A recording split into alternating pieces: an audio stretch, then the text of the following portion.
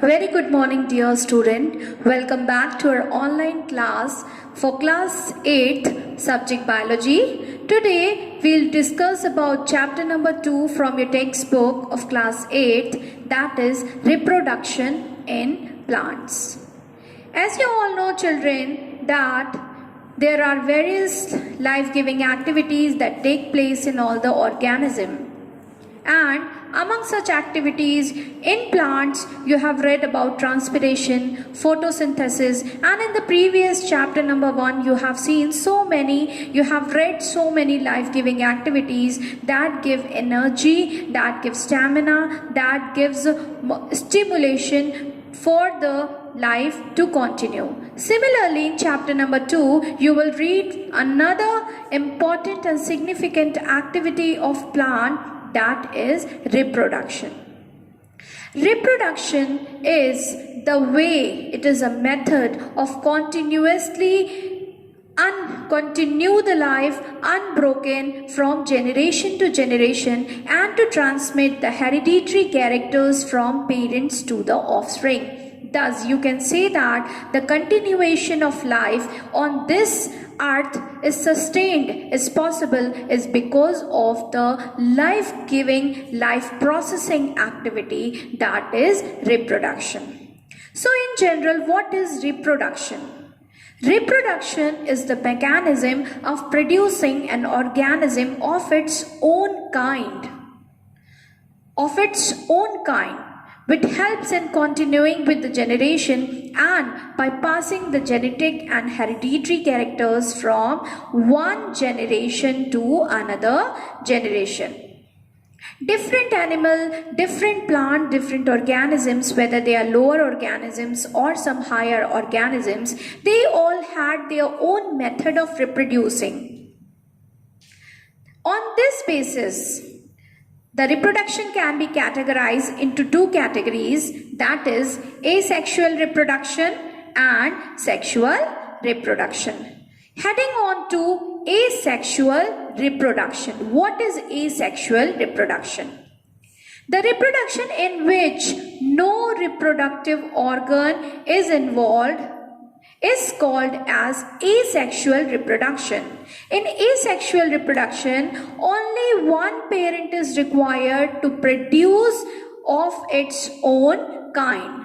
No two parents, no two sexes, male and female is required. Okay, so what is asexual reproduction? The reproduction in which no reproductive organs are required to reproduce young ones is called as asexual reproduction. So when we talk about asexual reproduction in plants, there are various methods of reproducing. Among such is fission, budding, fragmentation, sporulation, and vegetative reproduction. Now coming on to the first type of asexual reproduction, that is fission. Fission is a method of reproduction generally found in lower organisms just like bacteria and fungi. In fission, the cytoplasm, when the lower organisms get enough of the nutrition, moisture, enough of the favorable condition, the cytoplasm of the cell constrain and get divided into two daughter cells, and these daughter cells are a result of fission. So sometimes some organism, as you see in bacteria, the parent cell divide into two daughter cell. Okay, the parent cell divide into two daughter cell. But in some cases, a single parent can divide into 2, 3 or more than 3. Okay, they can be in 4, just like in Chlamydomonas and in Clostridium. You see the parent cell divide into more than 3 cells. So on this basis, the fission can be of two types: binary fission, when the parents divide into two daughter cell, that is called as binary fission, and when the parent cell divide into 2 or more than 2 daughter cells, then it is called as multiple fission. Now, the second point, that is budding. Budding is the way in which some new kinds of bud arises from the parent plant. These are the new small structures that arise from the parent plant, and when these buds fall off to certain areas or to certain places and they get enough of the favorable condition, moisture, they get enough of the nutrition, they develop out into a new plant. Such type of budding is seen in animals like hydra. It is seen in some fungal species. It is seen some bacterial species too. In the higher order bacterial species, it is visible. Now, the third type of reproduction is the fragmentation. Fragmentation, as the name suggests, fragments, that is pieces. So in this kind of reproduction, asexual reproduction, the body of certain organism elongates, and it breaks down into certain fragments, and when these break down, these fragments get enough of the favorable condition, enough moisture, enough humidity, and enough of the nutrition from the surrounding, every fragment develops out into a new organism. This type of reproduction is generally seen in mosses, ferns, and in certain pteridophytes. Now the fourth type of reproduction is sporulation. Sporulation generally takes place during unfavorable condition. The sporulation is generally found in non-flowering plants. The plants which cannot produce flowers or the lower order plants, then in those plants sporulation method is very common. Now what happens in sporulation?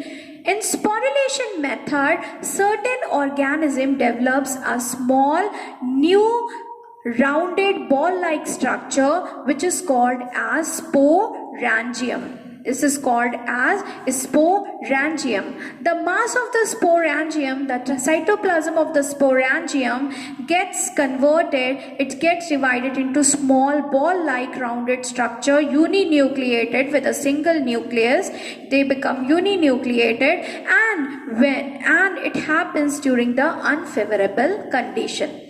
When the favorable condition comes, then the sporangium explode, the sporangium burst out, the spores comes out, and each spore give rise to a new plant.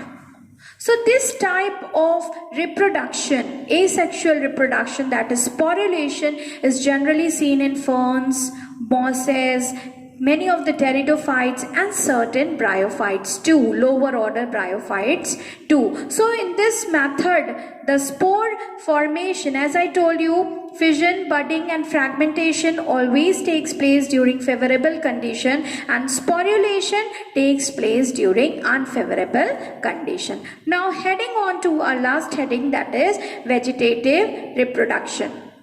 Vegetative reproduction, as the name suggests, vegetative. Vegetative means any vegetative part of the plant like root, stem or leaf. So when any new plant arises from any vegetative parts like the root, stem, leaf, then such kind of propagation, such kind of reproduction is called as vegetative reproduction. It is of two types, natural and artificial. When it takes place by natural means, then it is called as natural method of vegetative reproduction, and when it's artificially conducted by using different methods by human being in the laboratories, then it is called as artificial vegetative reproduction. Now the next heading, that vegetative reproduction, I'll give you some examples of how the plants reproduced vegetatively by roots, stems and leaf. Okay, so plants by natural way, the plant can reproduce by roots. There are certain examples like dahlia, sweet potato, blackberries, okay, and like radish, carrot, turnip, these all reproduced vegetatively by the roots.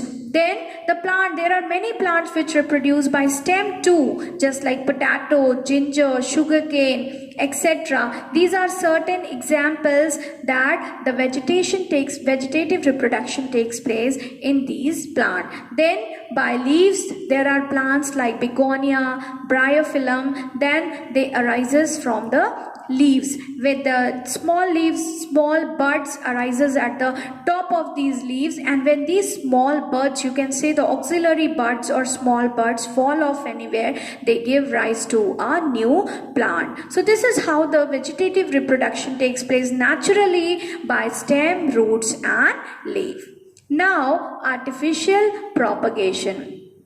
When humans use different artificial techniques, different artificial method to reproduce new plant, new seeds, new fruit, then it is called as artificial propagation. In our daily life, in our daily routine life, we use a lot of methods in our garden, in our kitchen garden and in the nurseries, like cutting, layering, grafting, budding and tissue culture.